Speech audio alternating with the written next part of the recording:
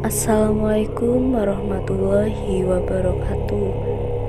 Selamat datang dan terima kasih untuk kalian semua yang sudah mampir di channel ini. Perkenalkan, nama saya Miss Horror, kurator dari channel ini. Halo, bagaimana kabar kalian? Aku harap kalian baik-baik saja ya. Untuk kali ini saya ingin share cerita horor lagi nih. Cerita kali ini berhubungan dengan hutang piutang dan berjanjian dengan jin. Untuk kalian yang penasaran, tetap stay di channel ini. Namun sebelum kita masuk ke ceritanya, yuk bantu support channel kami dengan cara klik tombol subscribe, like, komen, dan jangan lupa tombol loncengnya ya, agar kalian tahu jika kami update video terbaru. Dan tanpa berlama-lama lagi, yuk langsung ke ceritanya aja. Siang itu, dua orang pemuda berjalan cepat menuju desa Margayoso. Walau berasal dari daerah yang berbeda, namun keduanya menimba ilmu di pesantren yang sama. Karena mendapatkan kabar buruk mengenai kedua orang tuanya di desa, maka Mustafa pun memutuskan untuk pulang ke desanya dengan mengajak Fauzi. Fauzi adalah pemuda yang soleh dan taat beribadah. Sudah hampir 11 tahun mereka belajar di pesantren di daerah Jawa Timur. Fauzi sendiri biasa menjalani puasa Nabi Daud, yang kebiasaan itulah yang membuatnya memiliki berbagai kelebihan ketimbang santri lainnya. Fauzi mempunyai beberapa ilmu yang kesemuanya dikuasai dengan nyaris sempurna. Di antaranya ilmu gendam dahana sukma dan ilmu meraga sukma yang biasa menundukkan jin kafir. Mereka sudah hampir tiba di lokasi perkuburan umum yang sangat luas dan letaknya agak terpencil. Ketika jalan setapak di samping perkuburan yang mereka lewati sudah hampir habis, mendadak Fauzi menahan langkah Mustafa. "Mus, berhenti dulu sebentar. Nampaknya di sana sedang ada mayat yang baru dikubur," kata Fauzi. Mustafa melayangkan pandangannya ke arah kuburan. Ia melihat beberapa orang lelaki tengah menurunkan mayat ke dalam liang lahat.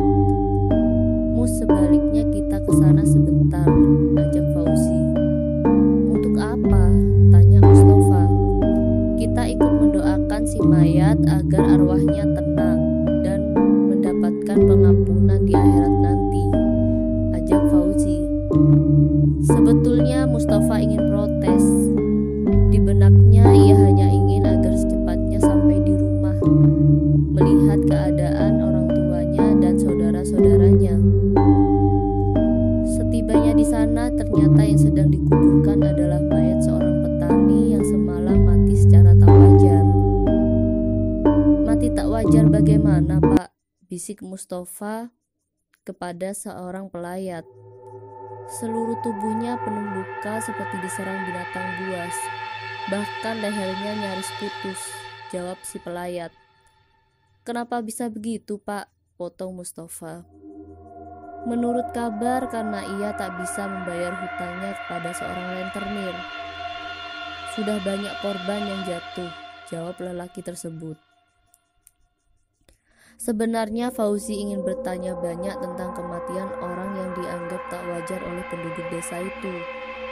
Namun karena kasihan pada Mustafa yang sangat rindu kepada keluarganya, maka sengaja ia menyembunyikan keinginannya itu.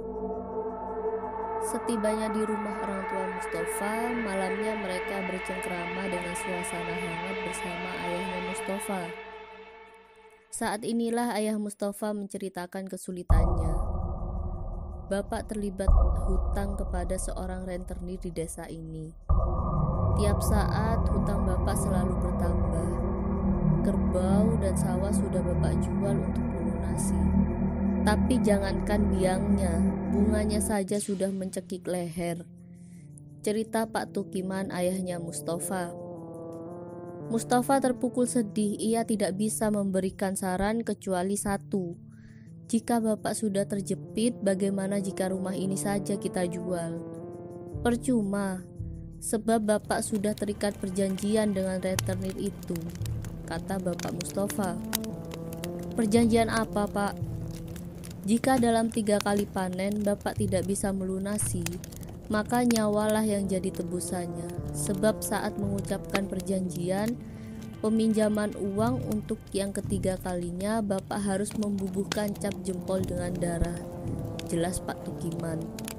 Anehnya, sejak itu si rentenir tak pernah menagih hutangnya. Fauzi yang semula hanya diam langsung saja menengahi. Pak, bolehkah saya mengajukan usul? Tanyanya. Silahkan nak, ujar Pak Tukiman. Sebenarnya masalah ini bisa dipecahkan. Saya pikir rentenir itu memang sengaja mencari tumbal dengan cara meminjamkan uang pada orang-orang yang sedang terjepit. Jawab Fauzi tegas. Kalau boleh saya tahu, siapa nama rentenir itu, Pak? Gondo Kusumo. Orang desa sini biasanya memanggil Pak Gondo. Sesaat Fauzi terdiam. Ia mengerutkan kening dan setelah itu terdengar kata-katanya. Benar, dia punya peliharaan yang amat ganas, yang tiap tahun harus diberinya makan.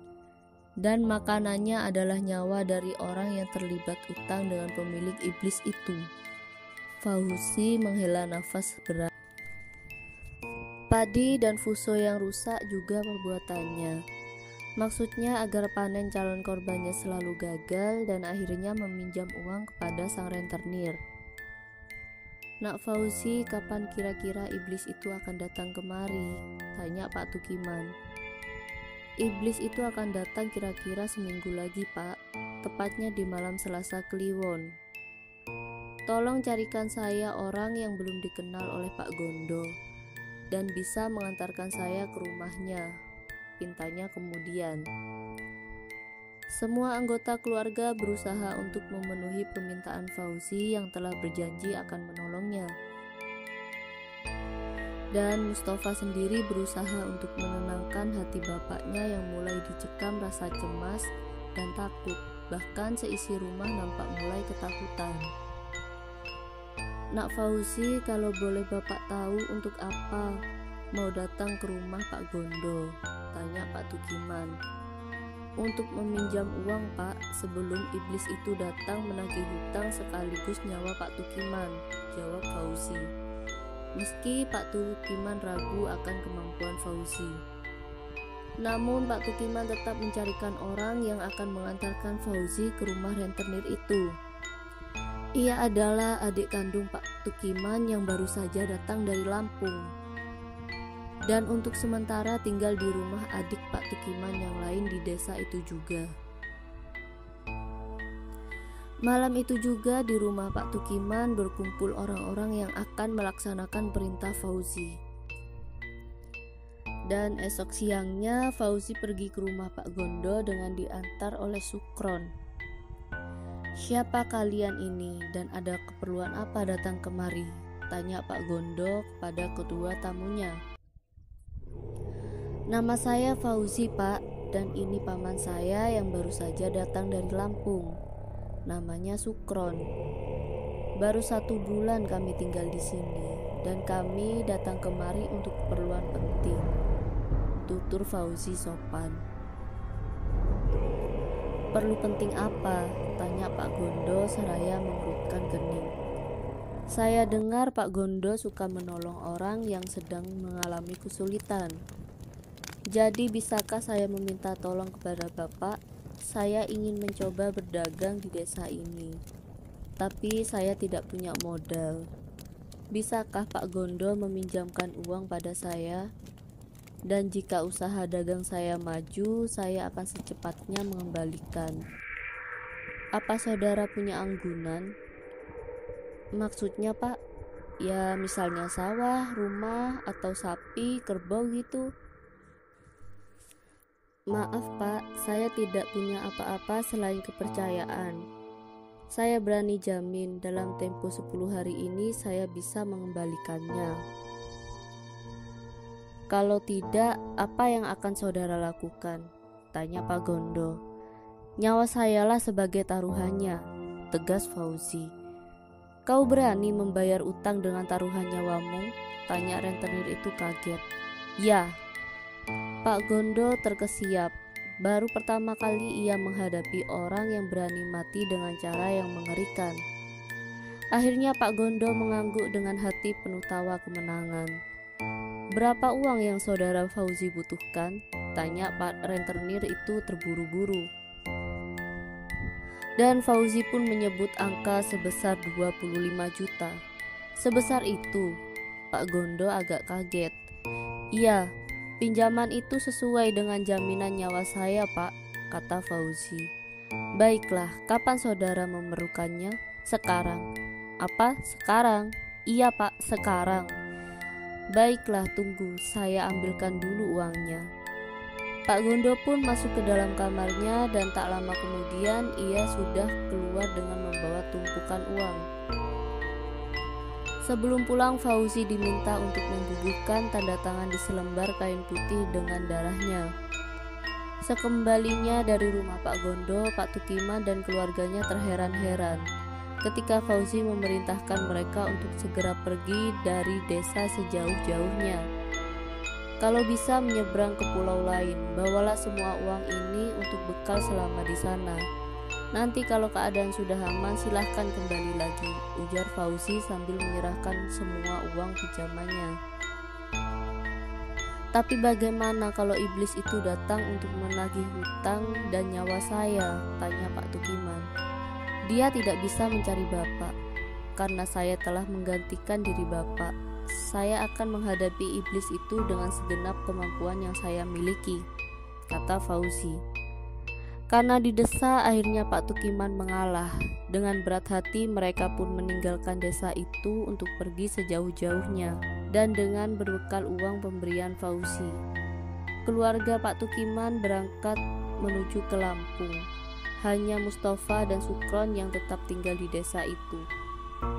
Malam itu dengan ditemani Sukron dan Mustafa, Fauzi menunggu kedatangan iblis penagih hutang.